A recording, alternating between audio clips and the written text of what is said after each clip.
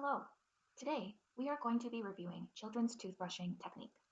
Children's toothbrushing technique is called Fones brushing method and is an easy way to introduce young children to brushing their teeth. Take your brush and make small, round, circular brush strokes all around the front-facing surfaces of the teeth. It's important to go all the way in the back and get every surface of all of the teeth. The top chewing surfaces of the teeth, take your brush and go back and forth and brush in the grooves and pits of those surfaces. For the tongue-facing sides of the teeth, angle your brush a little bit for better access and make small, circular brush strokes.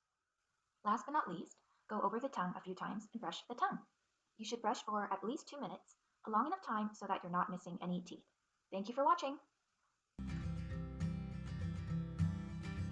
It's gonna take time to get there. It's gonna take some time. I wanna make it fast.